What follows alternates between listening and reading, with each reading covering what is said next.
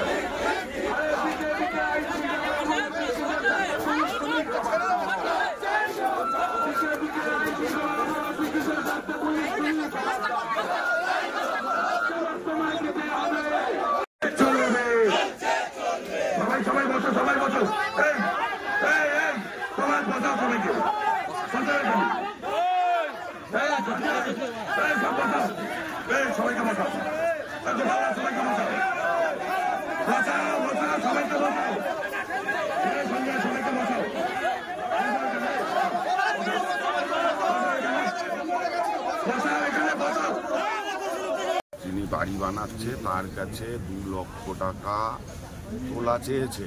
2 লক্ষ টাকা দিলে তবে বাড়ি বানাতে দেওয়া যাবে। এই নিয়ে পুলিশের কাছে এসেছিল। পুলিশ কোনো রকম সহযোগিতা করেনি, এইরূপ খবর আমাদের কার্যকর্তাদের দ্বারা আমাদের কাছে এসছে। তো আমরা সেই বিষয়টাও পুলিশের কাছে জানতে চাইব যে এই রকম পরিস্থিতি তৈরি হয়েছে কিনা, আর যদি তৈরি হয়ে থাকে পুলিশ কেন এই বিষয়ে নিষ্ক্রিয়, এটাও আমরা জানতে চাইব পুলিশের কাছে। যদিও এটা আমাদের ওই 5 দফা দাবির মধ্যে ছিল না, কিন্তু আমরাই চলতে চলতে যেই অভিযোগটা পেলাম সেই অভিযোগটা কতটা সত্য এবং সেটা যদি সত্য হয়ে থাকে সেটা খুব দুর্ভাগ্যজনক। সেই জায়গায় দাঁড়িয়ে পুলিশের কাছে আমরা জানতে চাইব কেন এই বিষয়ে ব্যবস্থা নেওয়া হলো না। এবং শুনলাম নাকি যেই মানুষের কাছে 2 লক্ষ টাকা তোলা চেয়েছিল তিনি নাকি হৃদরোগে আক্রান্ত হয়ে আজ বা অথবা কালকে আক্রান্ত হয়ে নাকি মারা গেছে। এটা খুব দুর্ভাগ্যজনক। যদি এরকম ঘটনা ঘটে থাকে তাহলে এর জবাব আমাদের 5 দফা দাবিতে এটা ছিল না, কিন্তু আমরা যেহেতু আমাদের ব্যান্ডেলে এরকম ধরনের ঘটনা ঘটেছে, সুতরাং এই প্রশ্ন তো আমাদের থাকবে। এই বিষয় নিয়ে আপনারা হস্তক্ষেপ করবেন? আমরা দেখি কি বলে। আমাদের গেছে, প্রতিনিধি গেছে ভেতরে, তারা আসুক।